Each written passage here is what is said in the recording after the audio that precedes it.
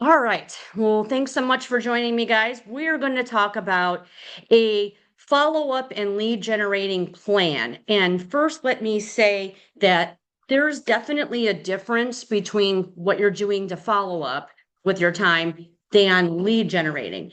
I talk to a lot of agents where they're like, this is what I did today, or this is what I spent time on this week. And a lot of it sounds like follow-up.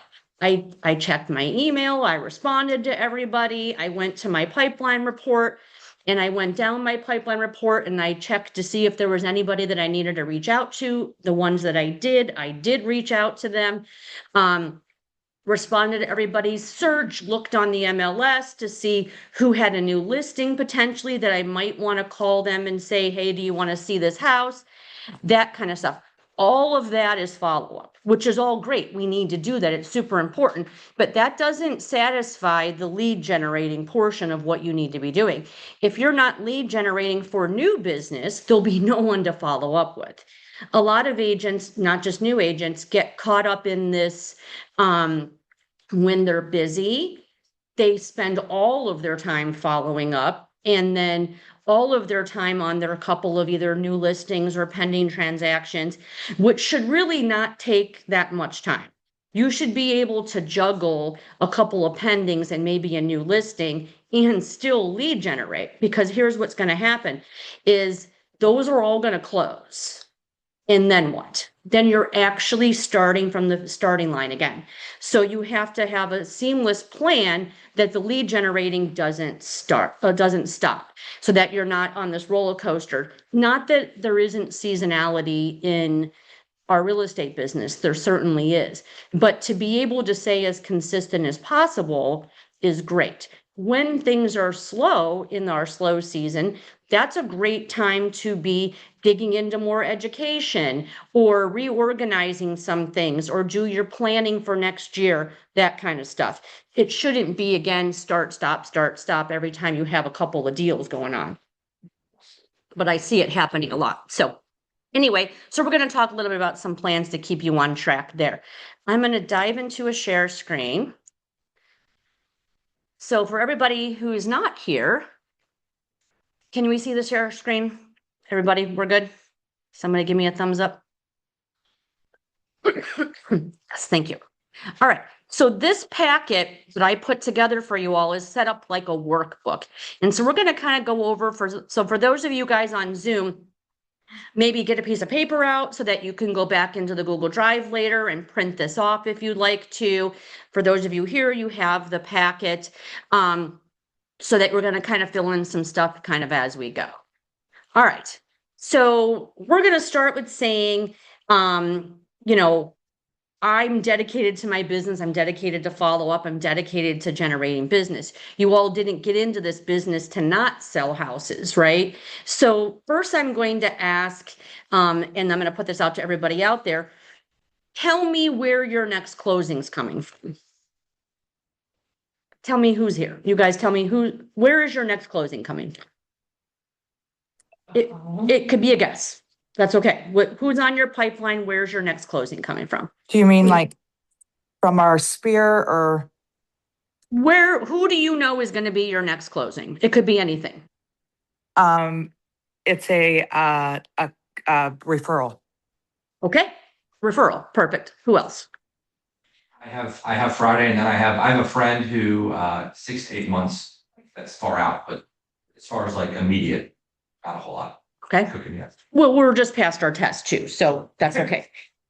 A command lead. Command. Perfect. So internet lead. So some of the answers could be, I buy leads on Zillow, or it's going to be from my next open house or social media, or Shelley said a referral. We should always know where our next sale is coming from. If you don't have an answer to that, then we need to be writing down answer that question. And then you can dig right back into your GPS and look at what your 3 priorities are. And then that should be, if you're working that GPS, then you should be understanding that those 3 sources of business that are your top 3 priorities should be generating business for you. However, everything starts with conversations, right? So if we're not having conversations, then we really don't know where our next, sales coming from. Almost every transaction starts with some kind of a conversation, whether that be a conversation at an open house or a conversation on the phone with our database to get a referral, that kind of thing. However, a lot of agents avoid that kind of activity. They avoid picking up the phone. And so again, unless you're just buying leads on the internet, but by the way, that also requires picking up the phone. So all of these things are happening for successful agents because they're picking up the phone. So we absolutely have to have outreach going on. Otherwise, you're not going to be able to, know where your next sale is coming from. Like I always know who's on deck, right? I have 4 buyers I have set up in searches. I have a couple of listing appointments that are looming. Those will be my next sales. So then we're going to talk about the 3 buckets of your business: my now business, my nurture business, and my database/SOI business. We talk a lot about your pipeline report. So that's going to look like from the top of your pipeline, which I have examples of the pipeline. Has anybody ever looked at it or pulled it up? I talk about it all the time. It's a spreadsheet that's in the drive in one of the folders, and use a piece of paper, use a sticky note. I don't care. Some people like to use a whiteboard. In any case, your pipeline should be ordered in the order of now business, nurture business, and then of course your database is just going to be in your database. So you don't need to load it up with every Tom, Dick, and Harry that's in your database. But you should have those buckets to be able to understand where business is coming from. So today we're going to talk a little bit about the 3x3x3 and what that means for your business. So let's start with this here. And again, I've got this laid out so that way you guys can use this form in the future and not just for today's class. So for those of you on Zoom, please do dive into the Google Drive, and in the folder that's labeled 3x3, 5x5, this form is in there amongst a couple of other things. So the 3x3x3, what is that? That is a method of touches for lead generation, okay, and follow-up. So it doesn't matter where the lead came from. It could be an internet lead. It could be a referral. It could be someone you're following up from an open house. What that system says is that for 3 days, 3 methods, and 3 touches. So what that means is, let's just use the internet lead example. If I have an internet lead, I should call, text, and email them immediately. And the reason we do all 3 of those things is because, for one, we want to reach them. We want them to respond. Somebody may not ever answer their phone. There are people that just never answer their phone. You know who they are. You call them and they never answer. They text you back and say, I'm involved in something right now. I can't talk, whatever. But some people will always respond to a text. And some people actually, if they're at their desk all day at their job, and maybe they can't be on the phone, maybe they're a school teacher and they're at their job and they're sitting there teaching me. I'm teaching you guys, or I'm in a meeting with you. I'm not going to pick up my phone. But maybe I would respond to a text, or maybe I would respond to an email. So when you do all 3, it's not because you're a psychopath and you're stalking them. What it means is I'm trying to figure out what their preferred method of communication is. And that's also a good idea to ask somebody when you first talk to them is, hey, by the way, what is your preferred method of communication? Just so that I know how to reach out to you to be able to get the easiest response. So that there's nothing wrong with that. And then you do this for 3 days, especially if it's someone who has not responded. So like all of this is suspended when somebody responds. Like it doesn't make sense to call, text, and email for 3 days if they've actually responded. So as soon as they respond, then you can put them into a nurture campaign from there. There's a couple scripts in here too of what you can be saying to people depending on how they came to you. I'll give you an example. A lot of the lead generating I do is for recruits. So like an admin/agent that retired from our office a couple of years ago reached out to me a couple days ago and said that I don't know, some distant family member of theirs just got her license. She's with another broker. She's not getting any training. No, not knowing that always happens. I get that call all the time. No new news. And could I reach out to her to talk to her about what we do here at KWM, my coaching program? So that's like my business, right? Because this is what I do. So I text her and I said, hello, Marissa, blah, blah, blah. This is who I am. She didn't respond. So then about a couple hours later, I called and she didn't answer. Now I didn't have her email address, but I waited. And then the next morning I text her again. And then she says, oh my gosh, so sorry. I meant to text you back, all that. And she did respond. And then we scheduled a phone call for yesterday afternoon. And then I had that conversation with her. So it's the same, right? It could have easily been a referral from someone I know, like a past client or whatever, and they would have said, hey, so-and-so's got a house to sell. Could you reach out? And maybe they don't immediately respond. Listen, guys, we're so involved in, like, we all have this kind of selfishness feeling of everybody's got their phone in their hand and they should be responding instantaneously. But that's not the case for everybody. And some people are tied up and who knows why, or on vacation. It doesn't mean that they ghosted you because they didn't respond the first time. It just means that wasn't a good time for them. So that's why we then move on to the next days. So again, here, call, text, and email, call, text, and email. We're going to talk a little bit about what then you actually say. Whoops. The conversation framework. We need to first identify. So like in my text to Marissa was, hello, Marissa, this is Gina Ferrer, productivity coach at Keller Williams Legacy. Sherry gave me your name and said that blah, blah, blah. So that's how I identify it. That's how I always start the conversation. It's also makes sense if it's a lead from a referral that someone wants to sell a house or buy a house. Again, hey, Sean, this is Gina Ferrer, a real estate agent at Keller Williams Legacy. Marie gave me your name and said that you were thinking about buying a house. And I just wanted to reach out and talk more about that. So we're identifying who we are, how we know we got connected to them. It helps them understand the reason that you're calling, right? And it's not that you're just some random stranger. Then we need to dig into,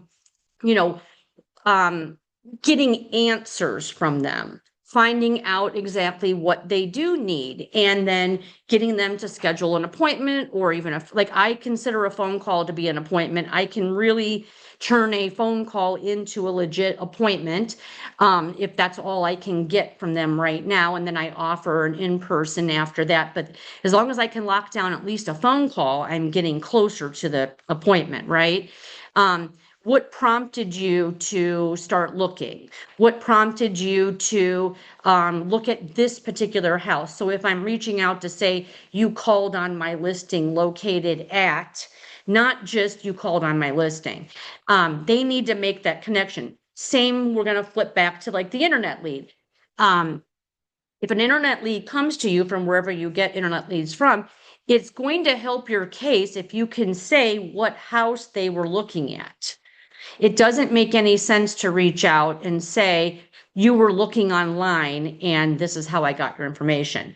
It would be something to the effect of, you viewed my listing or you viewed a listing over on Portage Street, and I wanted to reach back out to you to give you more information on it.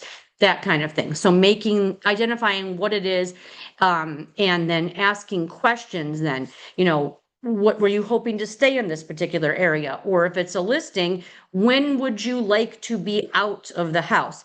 Keep this in mind, guys. The way we ask questions is so important.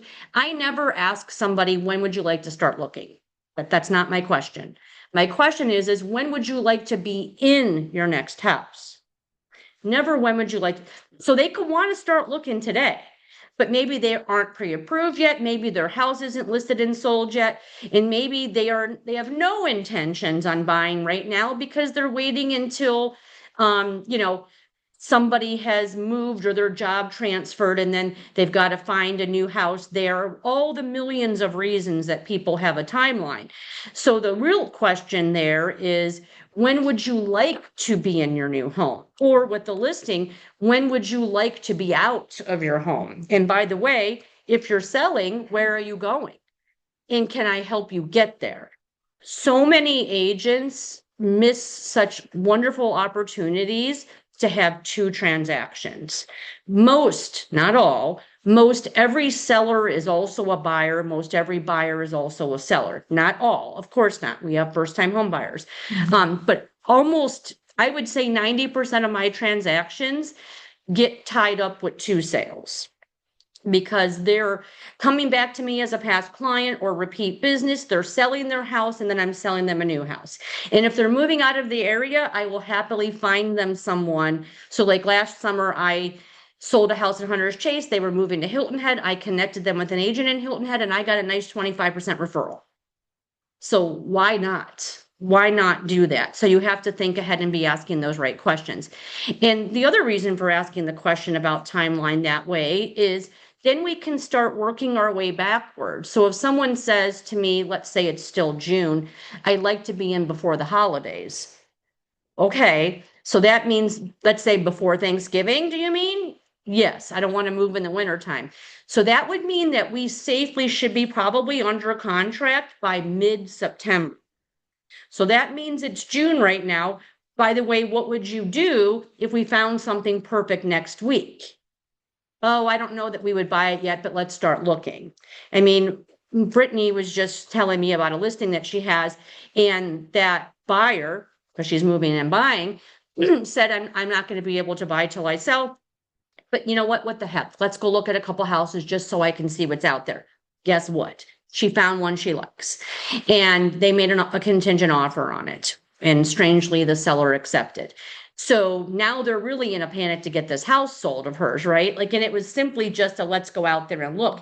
But same thing though, she was able to make it happen. It wasn't the buyer's ideal situation. She wanted to get the house listed and sold and then go buy. But you find a house when you find a house. So you never know. Don't listen to what they say as to be truth, because if we are in an ideal situation, we found the great house that you love, they will move the time frame up. Okay, so we have to be learning how to ask those questions, making sure that the buyers have gotten connected with the lender and gotten pre-approved and all those kinds of things. I'm not going to take the time because we're mostly on Zoom, but there is a spot in here for role playing and practicing these things out in these scenarios and scripts. So I would love for you guys, I know we talked about a couple weeks ago, having a scripting and accountability partner. I would say that's a great time to dive into that. All right. So now we're going to dive into the 5x5x5. And this is going to be a little bit more hands-on. So we're going to take a couple of minutes, maybe 5 minutes or so. And what we're going to do is I'm going to have you using, so those of you in here use this form. Those of you on Zoom, go ahead and get a blank piece of paper out. And what I want you to do is, who are your people? Who are your people? Just don't think about it. Just start writing on the piece of paper. Who are your people? There's some guide here on this form to be able to help you do that. Who are the first, let's say, 25 people that you can think of? And it could be anybody. And then we'll start about now. So just start writing that down. Don't even put too much thought.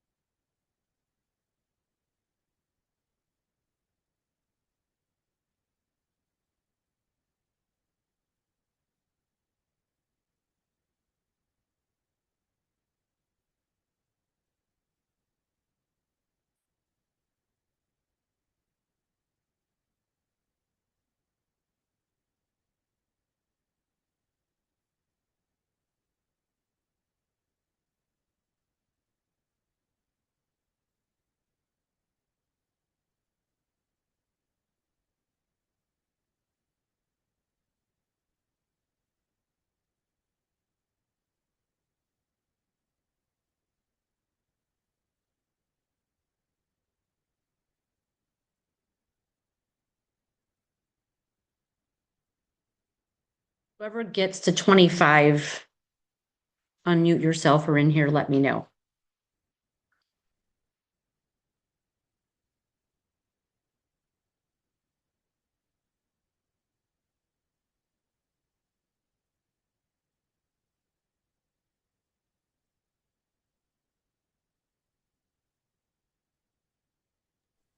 I'm beyond 25. Awesome.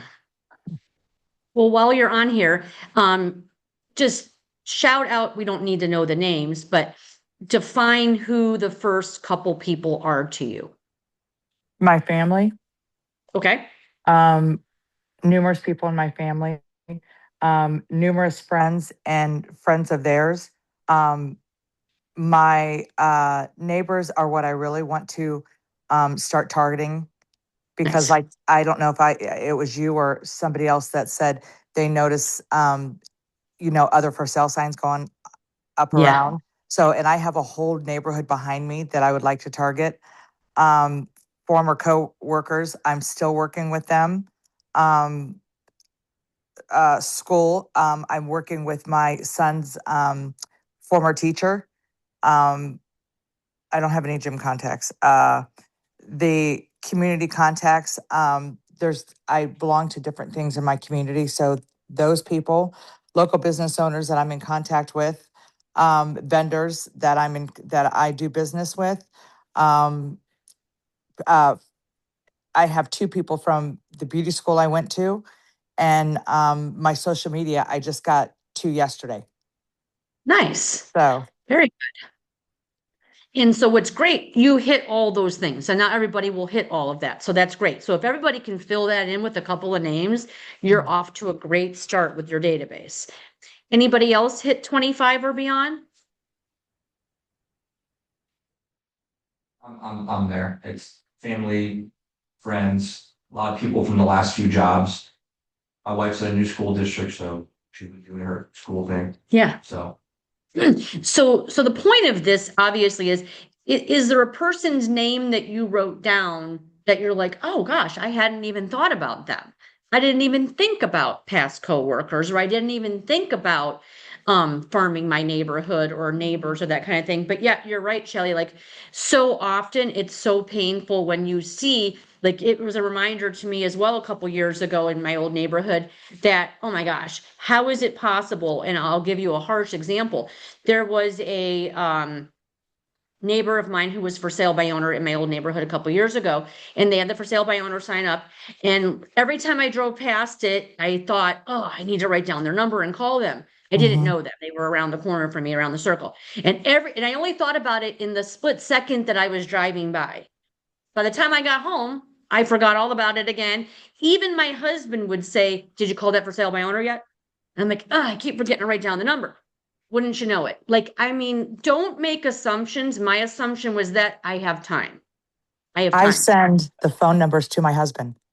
So like That's if I amazing. drive by a for sale by owner, I Text it. will Yeah. text it to my husband. My husband doesn't even, he knows now that when Yeah. he Don't gets these phone respond. numbers, yes, he Yeah. knows what they're for so that I don't forget. But I I have have an three right now for ongoing sale by text me. to myself.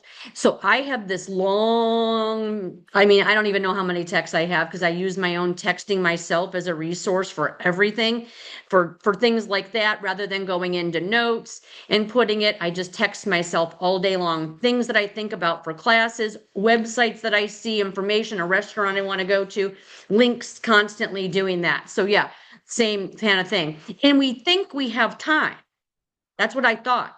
Within a week, there was a strangely Keller Williams sign in the yard. Someone at our brokerage here. And I'm like, oh, I lost that opportunity. So what that meant was they were going to list. They were going to list.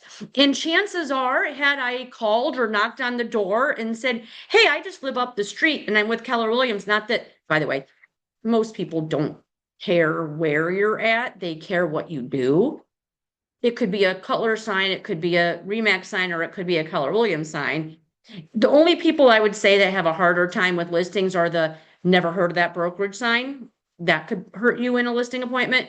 But nonetheless, I probably would have been able to get that listing because they were willing to list. And I'm sure that the team that got them probably had a for sale by owner plan that they had put together and immediately got on top of it. And so that's when I started farming my neighborhood, because had they already known that I was an agent, maybe from my repeated mailings and door knocking and pop bys, and maybe I would have been able to capture their phone number or email address or both and put them into my database. And it would have probably easily been a $10,000 commission. So revisiting something I said a couple weeks ago, remember when I was talking about our big why and the 2 letters that you put on your refrigerator, the one saying to your family and yourself, I'm so excited that I did the work because we're able to live the life that I wanted us to live. And the other one that says, I'm so sorry to myself and my family because I wasn't able to provide us the life that I wanted us to live. That's one of those moments where I think of that envelope and think, there's that vacation that we could have had that we didn't because I didn't make a silly freaking phone call, right? So that's the pain that might drive someone to be able to do something different. It's what drives me. I don't like thinking of the things that we could have done or the life that we could be living and the memories that we're not getting because I'm too lazy to pick up the damn phone. Which, by the way, when you signed up to go to real estate school, if anyone didn't tell you at school, is you agreed to what the role of a real estate agent is. And by the way, that is not just showing houses. That is just a showing assistant. That is not just even listing houses. It is to be a lead generating machine. If you are not a lead generating machine, then maybe this isn't the right business for you. And also this, guys, it is not a cushion hook to be on a team. They still expect you to do that. You're not getting silver platter leads. That's not how it works. So we're still expected to do that. If you're not lead generating, you're not going to get business. That's where business comes from. Talking to people in a consistent way. We had a brand new agent several years ago. I always use him as an example. I didn't particularly like him and I didn't particularly think he was going to do well because he had no plan. He wouldn't come to a class, but I will say this about him. He made a commitment to his own business, which was, I'm going to talk to a new person about real estate every single day. One new person every single day. And he said to me many times, if I was sitting on my couch at 9:30 at night and I remember I didn't do that, I would go buy a pack of gum and find someone to talk about real estate to. And he sold 119 houses his first year in real estate. He capped in his first 3 months. So he was making 100% most of that time. And he came from car sales. He didn't have any experience, didn't know what the hell he was doing, but all he did was know he was going to, and then, now I'll say this. When he started selling houses, he started buying Zillow leads. So a good amount of his business wasn't just out there passing out cars like he's running for office or anything. He was actually then buying Zillow leads because he could afford to. So then what he did was he took his money that he was making and reinvested it into his business. And that's how he ended up selling that many houses. So, however, he doesn't even sell real estate anymore. Why? Because he had no damn database. So that could have been somebody that he could have had repeat business and referrals, but he had no organization. And then he burnt out and moved to Florida and doesn't even sell houses anymore. Anyway, so great story for him to be able to sell houses, but it still comes back to, you have to have a system. Then let your business come to you later, but you got to do the work now. I recently heard someone say pain now or pain later, but there will be pain. So either I'm going to do what I need to do to work hard. Let's just using, I want to work out and I want to look a certain kind of way. You're going to have pain at the gym to be able to have good results later. Although what they don't tell you is you got to keep doing it. Otherwise it goes away. So same with your business. It's still consistency. So keep that in mind. All right, enough of my preaching. All right, so now we're going to flip. So the 3x3x3 is a communication lead generating system. Call, text, email, 3 times, 3 days. And then after the 3 days, if I didn't mention it, if they haven't responded, they just go into a nurture campaign in your database. If you only have a phone number, then our follow-up should be trying to get an email address. If we have both, that's ideal. And then we put them in in a system based on a smart plan that depends on how they came to you. If it's an open house, then they came to me and I can put them in a specific smart plan for open house, which we have examples of. If it was a referral and they haven't responded, that's very unusual. Most of the time referrals are going to respond. If that would happen, then I'd go back to the person who gave me the referral and say, hey, your friend has not responded. Did you tell them I was going to be reaching out, kind of a thing, right? If it's an internet lead, again, into a nurture campaign. But if they respond anytime in those 3 days, then you suspend that and then decide, what am I going to do with them based on our conversation from there. Now we're going to flip over to the 5x5x5, which is a lead generating, building my database system. So here's what that looks like. It's 5 days, 5 calls for 5 minutes. So this is an amazing equation. I love it because it's pretty simple. And when you are doing this, and I'm going to insert a couple extra things in here, so you might want to take some notes. We said 5 days, 5 calls, 5 minutes. That's 25 minutes. You can spend 25 minutes, 5 days a week on your lead generating with this system. It doesn't need to be 2 hours. Now, I'm going to add in there, depending on what happens on the call, that I might then at that point send them a handwritten note card, right? We're going to go back to that 36 touch then and add some extra things. I would also say after the phone call, I'm going to make sure I'm friends with them on social media. And then we're going to add some other touches. But basically, we're just looking at the 5x5x5. And when you're calling, and that's why it leads into then who are my people, when you're calling those people, and I would challenge you all, I hope that everybody wrote down at least a handful of people. Start today after class with that. When we're like, okay, I went to class today, I learned some great stuff, but I'm still not getting any business. Well, I don't give you business at class. I didn't just pass out files of people's names. You got to take the stuff that you've learned and now go implement it, right? Don't implement it tomorrow. This is still a full work day. That's why we do the classes pretty much primarily in the morning, because then you still have the whole day. I would challenge you all to start with your first 5. Call them today. Call 5 more tomorrow and budget that list out. If we wrote down 25 names, we have our first week, right? And then what we're doing is, what we're not doing in there is saying, hey, I just wanted to let you know that I'm looking for real estate business. We're using the Ford script. Has anybody heard of the Ford script? Well, here's what it is. Ford stands for Family, Occupation, Recreation, and Dreams. So this is going to help you. And also this, guys, I'd like to make my calls when I'm in my car too. I do. It's an easy way to get past the time and not have to do it while I'm at home or when I'm at the office.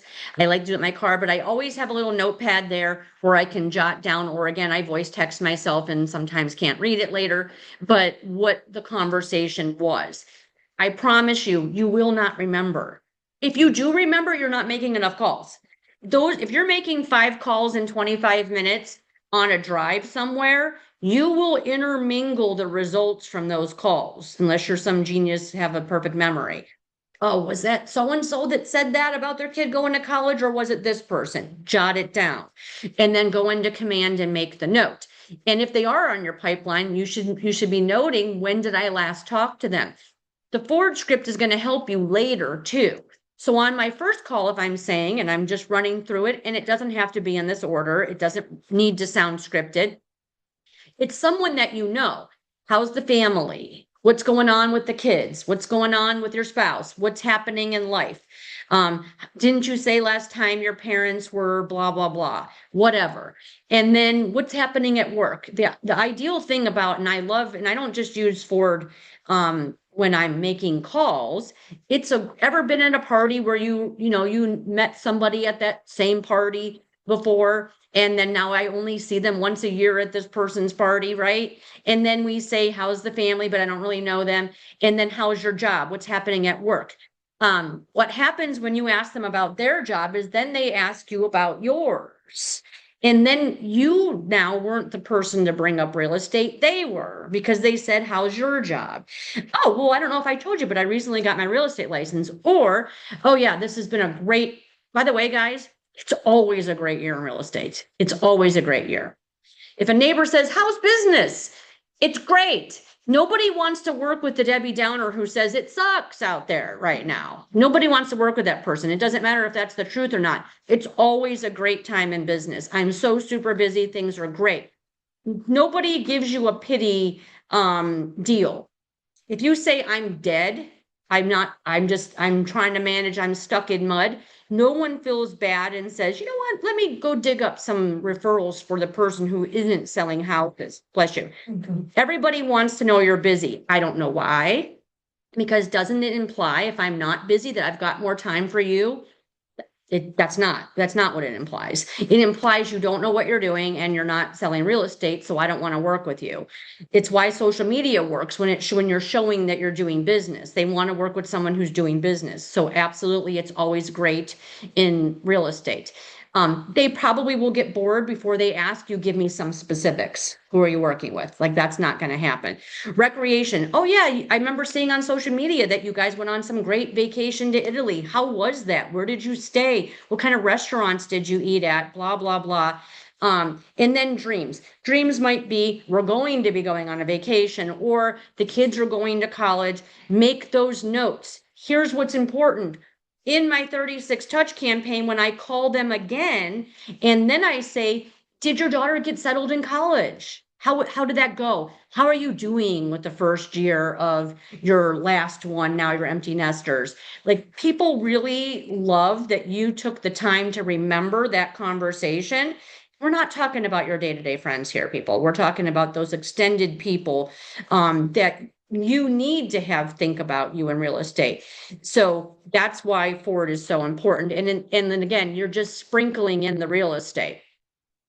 What do I need to go into my database? What information do I need? Well, here it is. I need their name. I need their phone number. I would love to have their email address.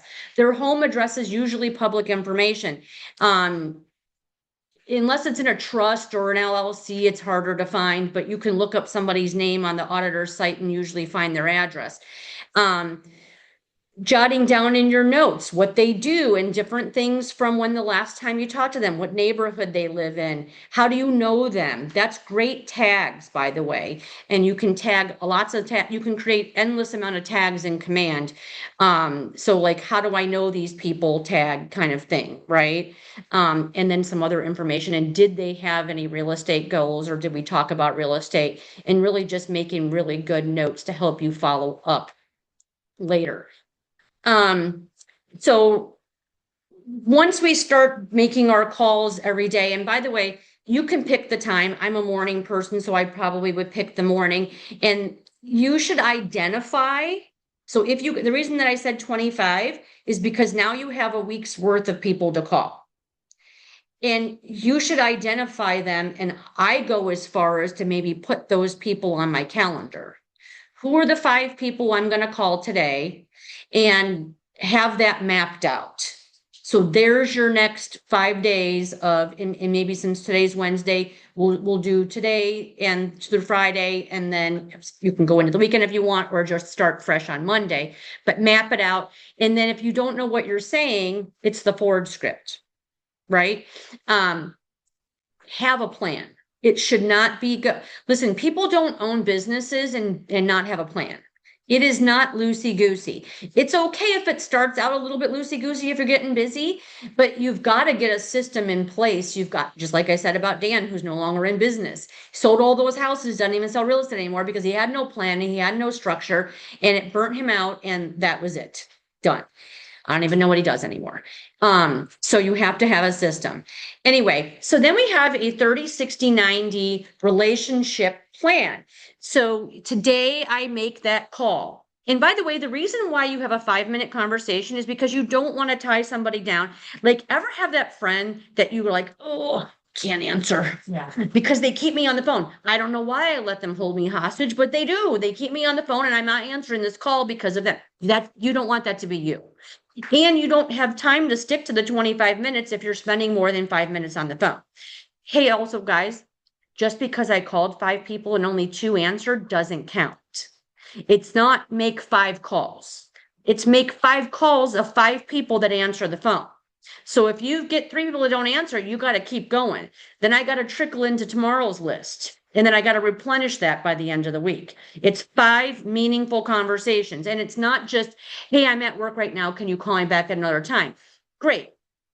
I'm going to put them on another day, but that didn't count for today's meaningful conversations. It's 5 meaningful conversations to have it be able to count. And again, I always say it's a numbers game out there, guys. And so it's a great equation for that. So today I am, making that call in 30 days. So like today is Wednesday. I'm had my 5 meaningful conversations. I'm going to open up my calendar in 30 days. And there's a reason for this. It's not today. In 30 days, I'm going to do some kind of intentional engagement with them on social media. Maybe today I'll make sure I'm friends with them on social media, right? But in 30 days, I'm going to do something on social media. Hopefully they've posted something that I can comment on, or I'm going to private message them or somehow engage them into something on social media.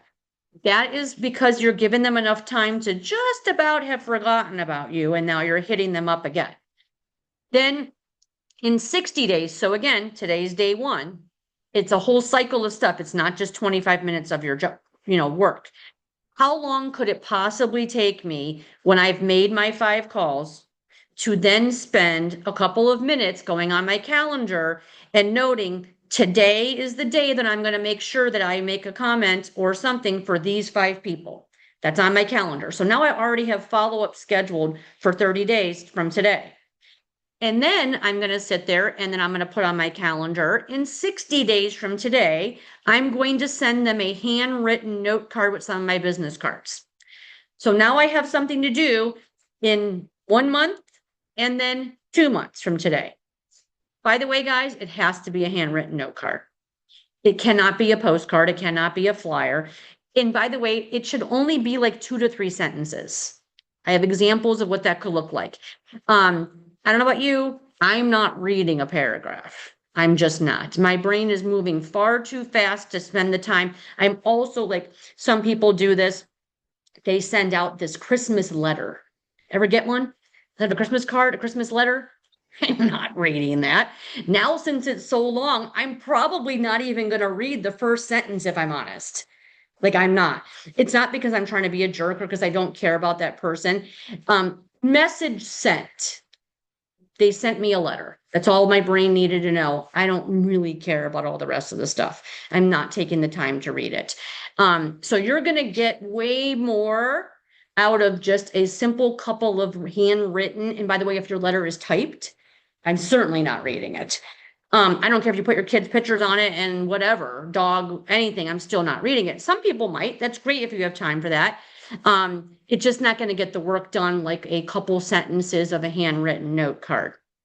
Just something about that. And then you're going to, in 90 days, call again. All same 5 people.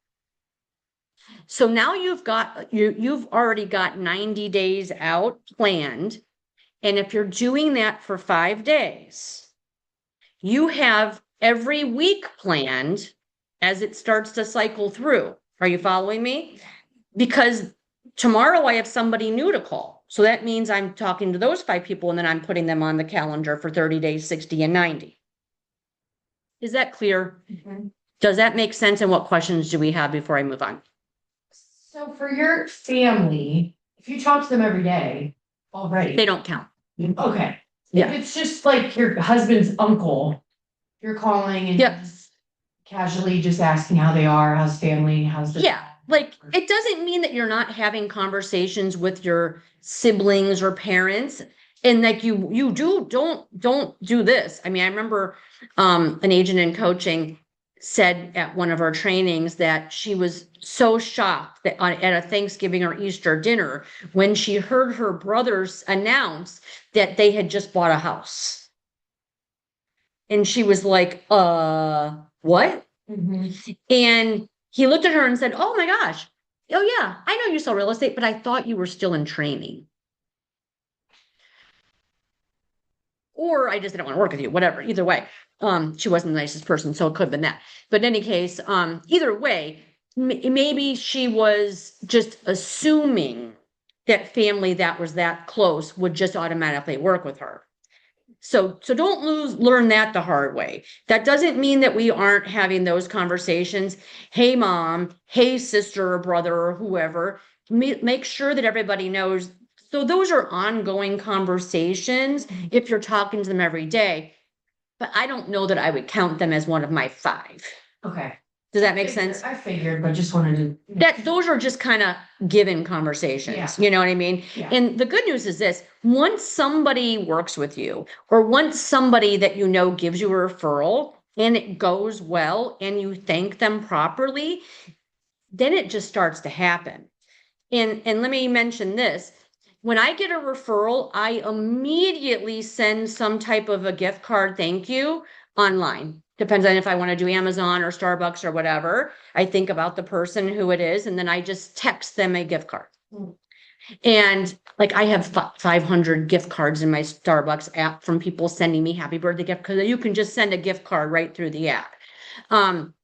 Could be a gas card since gas prices are high. It doesn't have to be substantial. But if someone's going to take the time to refer me business, I'm giving them a $25 gift card. It shouldn't be more than $25. And so that's my thank you to them for the referral. Thanking them for the closing is something entirely different.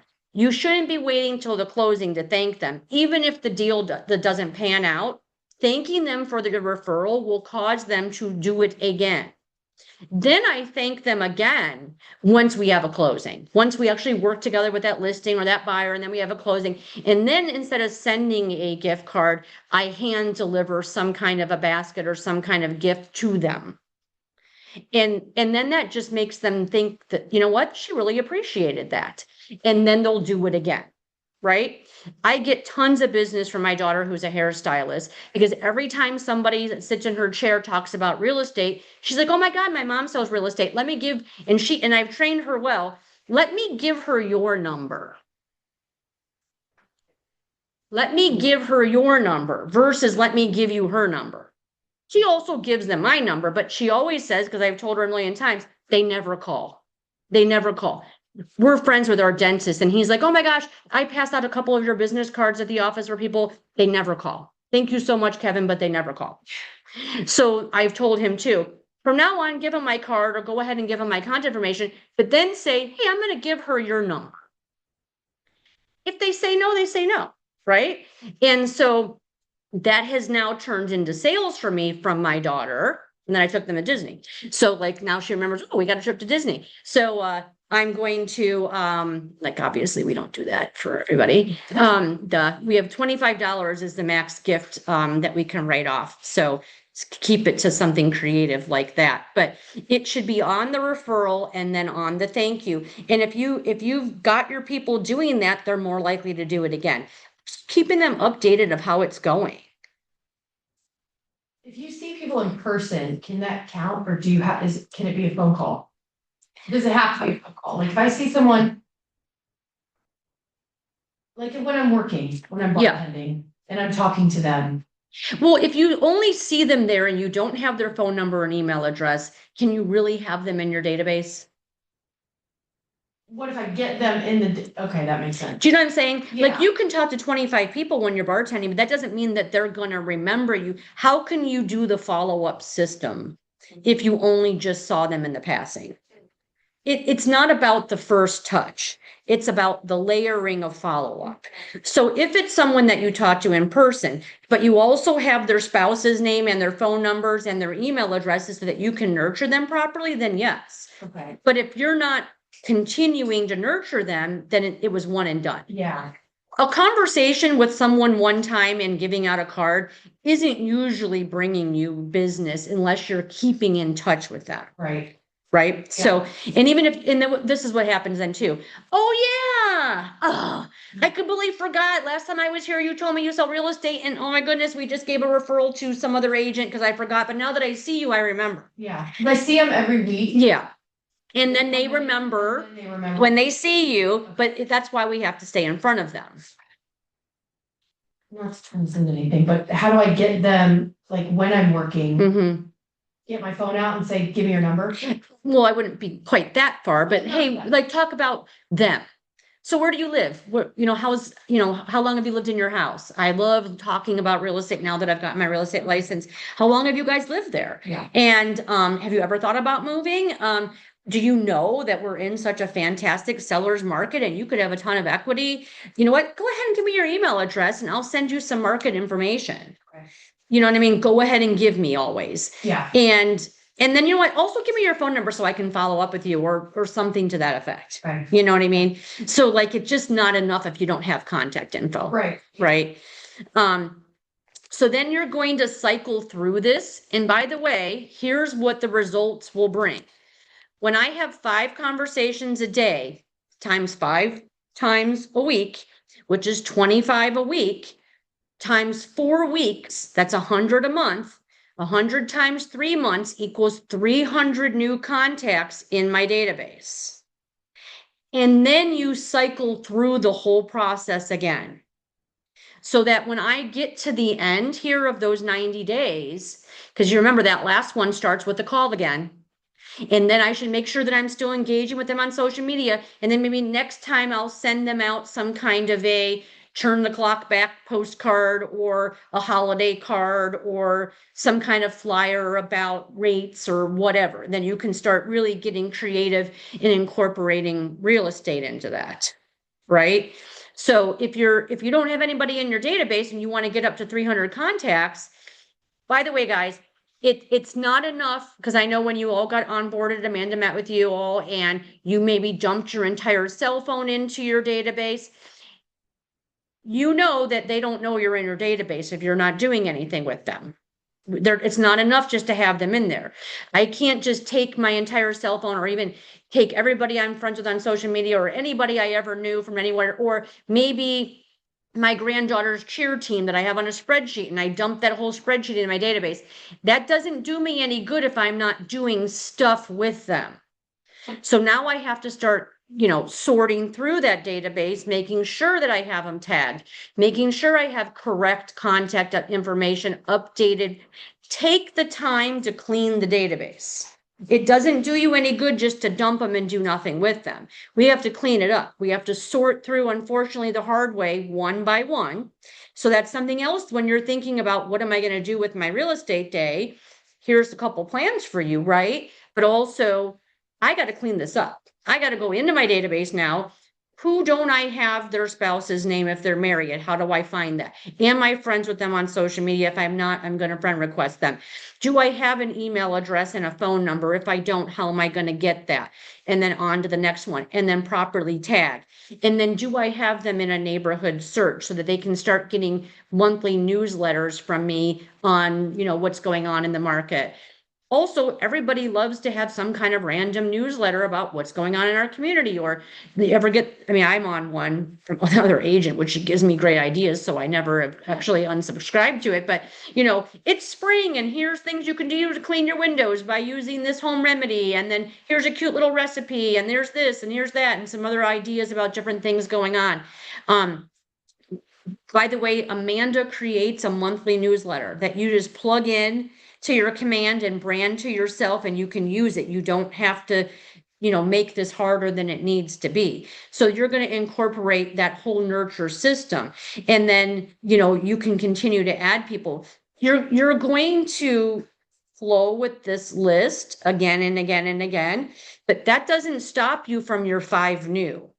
You don't get to the end of this 3 months and you're now just calling the same 5 people again.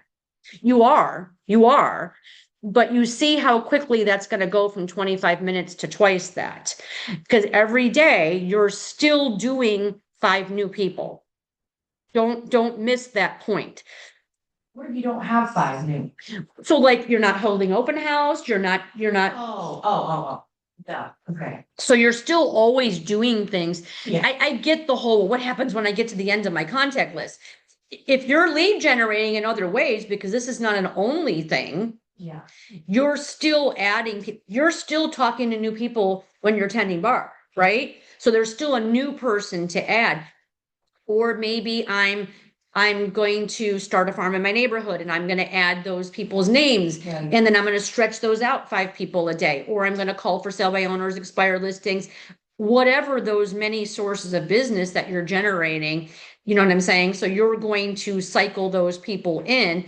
It only starts with the database of people you know, but then it branches out from there. Hey, ideally, if you know a lot of people, then you can be filled for a year with a bunch of people, right? The more people you know, the better that is. However, eventually it's going to extend to someone I met from open house or some internet lead or something like that. Can you use Facebook Messenger as your 5-minute? No, Okay, it has to be a phone call. okay. Yeah, this is not a text instead. If I go back up here, it says, why do agents not succeed? Because they don't want to pick up the phone. Right. It has to be a phone So if I call. want to get in contact with my Facebook friends and I don't have their number, but I want to call them. So what you're gonna do then is, remember, another part of my real estate day is gonna be spent on lead generation outside of this system. So if I wanna fill my calendar next week with 25 people, my target right now might be go onto Facebook and figure out how I'm gonna get their phone number, and then I can put them on the tally for next week. Right. So, come up with a script of how you can reach out to them and give them a reason to want to give you their phone number. Yeah. Hey, I'd love to have a short conversation with you about something. And I mean, like, there's probably a million scripts I can come up with that you could probably go on ChatGPT and do it too. Okay. Yeah. How can I get people's phone numbers? Yeah. Okay. That I'm friends with on social media? Yeah. And, sometimes can you get a number through? So sometimes you Yeah. can find numbers from Facebook through Messenger. You can see that they have it public. That could be a way.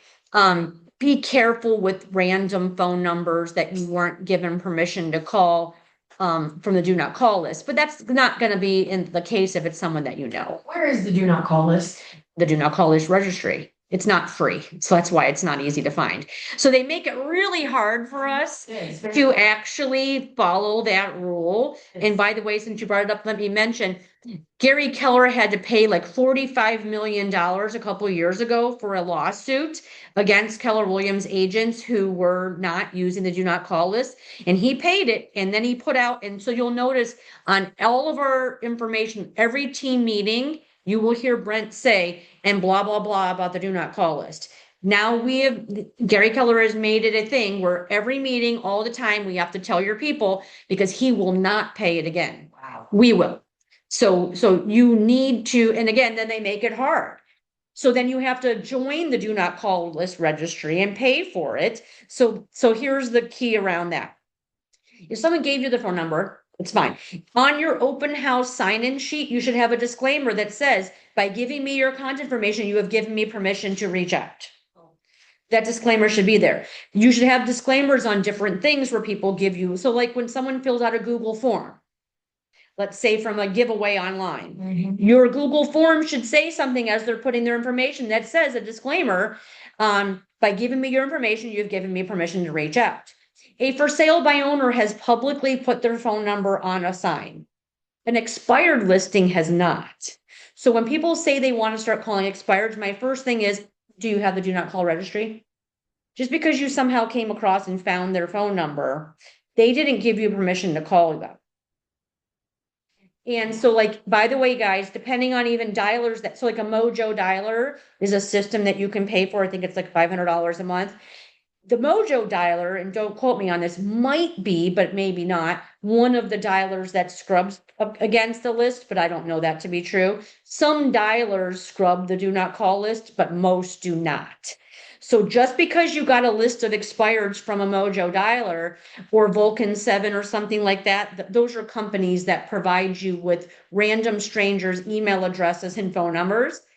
They aren't scrubbing those against the do not call. They're going to give you a list because you paid for it every day, but now you still have to scrub that against the list on the do not call list. So keep in mind when you're trying to do that. So that's why I always say stick with the for sale by owners and not the expireds if you don't want to get yourself in a situation unless you want to pay for the do not call list.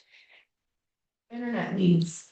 They gave you their phone number. Okay, they did. Yes. Okay. So an internet lead that came into a system so like for command, Yeah. there's a disclaimer that says by giving us your information, you've given us permission to contact you. Okay. And also when you have someone in command, they're prompted, they know that it says that they can unsubscribe. Good. That's always an option too. Okay, guys, questions about any of that? All right, well, I guess all I can leave with is this. Remember that the 3x3x3 is a way of following up with someone who has come in contact with you. Call, text, email, call, text, email, call, text, email. And then your 5x5x5 is a system to build your database and it continues to flow. And by the time you get to like day 90 or day 180, you are spending the 2 hours a day on lead generation because you can see how those all start piling on top of each other, which is the point. However, the first round of it's going to be light. So it eases into it. So I would love to hear some updates and dominate your weeks in the future of who's kind of following this plan. So if you're out there feeling, I know we talked about this over the weekend a little bit, if you're feeling lost and you're working your GPS and you're wondering now what to do, this is what to do. Any questions? I do have a question. Awesome. My brother-in-law wants to sell his house for sale by owner, and I am actually I'm their buying agent. And Mhm. I told him I want to list his house when he finds a house. I've been looking for houses with him since May. What can I say to Yeah. convince him, or should I You let him can't. put it You up and can't. then he Yeah. he's So convinced a couple because things. his uncle has, his dad Dive did. into the for sale by owner folders in the drive because I've got tons of Okay. scripts in there. So Okay. they have to learn that they're not going to It's gonna be hard. succeed. A couple of Well, things. he said Go ahead. my dad did it and my uncle did it, so I want to try. And I was like, you People should do. go ahead and try. Yes. Here's the bad news for us agents. If there ever was a time for people to sell for sale by owner successfully, it's now. And the reason Okay. now, don't tell that to anybody. That's just No. between us agents. The reason why is because there's a shortage of listings. So buyers will trickle down and start actually looking at and calling for sale by owners. So sure, there's always a possibility. So here's what you're going to do. So two things. Starting out with, hey, you know what? That's great. You should try. I'm here to be a resource for you. All I ask is this, if and when you decide that you're going to list the house, if it doesn't successfully sell, that you will list it with me, first of all, get that commitment. I'm sure that they Okay. will because you're working with them, but first of all, get that commitment. Because what it does is by saying that is not just getting the commitment, it's putting that little bug in their ear in a very not pushy kind of way that they're probably not going to succeed, for one. Yeah. And then, by the way, did you know that you can host open houses that are for sale by owner? Hey, so-and-so, are you going to be holding any open houses? I can host and market an open house for you. And then if I bring the buyer, then you only need to pay the buyer's agency side of the commission. Oh, wow. That's one thing. And by the way, if anyone's Yeah. making phone calls to for sale by owners, that's part of the script. Hey, how are your showings going? And did you know that I could host an open and market it for you and bring in the buyers and all you'd have to do is pay me on the buying side? So that's a script. I was wondering about the ring. That's a great idea. Here's the other thing. Here's the other thing. Hey, so-and-so, what are you going to do when you do get a buyer? Who's writing the contract, by the way? Yeah, And then you can offer for a reduced commission, because that's what they want to hear. For a reduced commission, I can write and negotiate the contract and I don't have to list the house. We have a contract called a one-time showing agreement, which is in lieu of a listing agreement, that just says that this one time with this one buyer, I'm going to write and negotiate the contract for a fee. And so again, I would do it for 3%. okay. And then only represent the seller or only represent the buyer. Or just kind of feel it out for how much work you're going to be doing. Maybe you charge 4%. It just depends. Sometimes, depending on the price of the house, maybe if I think it's going to be a slam dunk easy situation, I might just do a flat fee of $3,000 or $5,000, or depending on the price of the house. So you get to play with that a little bit. And of course, just always reach out to me and I'll help you based on the circumstances. But that's a way to get someone to be like, okay, yeah, I guess I didn't think about it. I guess I thought we'd pay a lawyer. I love it when they say that. So you would sooner pay a lawyer to write your contract, which, by the way, unless they are a real estate attorney, what the hell do they even know about our Keller Williams contract? They don't. We are licensed real estate agents and we know more than them. And Yeah. so you need to get their trust with that. And why would you pay thousands of dollars to some lawyer when you can pay me to do what I do for a living? So those are your kind of discreet ways of still trying to tie it up so that you can work with them. And then there's always this question. So, hey, so and so, at what point do you think you would introduce the idea of actually listing your house? So, like, is it going to take a couple weeks with no showings? Is it going to take some bad feedback? Is it going to take when you find a house and they won't Yeah. accept a contingent offer? And then we've got to get our crap together and get this listed. Because, by the way, just so you know this, Esther, most sellers aren't going to accept a contingent offer anyway, but they sure as heck aren't going to accept a contingent offer on someone's house that's not listed for sale by an agent. Right. Exactly. So I think you've got a good shot at getting it because, Yeah. unless they pop that sign out there and there's, mobs of interest because they're doing something, a lot of for sale by owners don't even put it online. They don't even put it on social media. They think the sign and let them think the sign is going to take care of it. The other Yeah. script is this. Did you know that most buyers like yourself have an agent working with them? And the reason for that is because they want a professional to help them through this process. So there's an entire pool of buyers out there that will not touch a for sale by owner, no matter how much they want to see the house, because they want to be having someone represent them. So you're Yeah. missing a mob of buyers. And by the way, if this is happening right now, we are approaching the slow months. They're running out of time. Yeah, that's another thing. He is running out of time. Not to mention, and the stats are in the file under for sale by owner. Did you know that blank percent of for sale by owners get blank percent less for their house because they don't have an expert negotiating the contract? Let me show you how I can net you more. Okay. Those are really good arguments. Thank you, Gina. No problem. Anything else, guys? All right. I am here until Friday and then I leave for my trip and there will be no class or Dominator Week next week. I will be back on the 31st. I will be in the forest in California, so I already know I won't be getting a signal. Feel free to lean into your resources. Please text and email, whatever. I just won't necessarily be able to get back to you as quickly as I normally do. Lean into each other. Rich is on deck for any contract situational questions that are going on. And then good luck, and I hope to hear great things when I get back.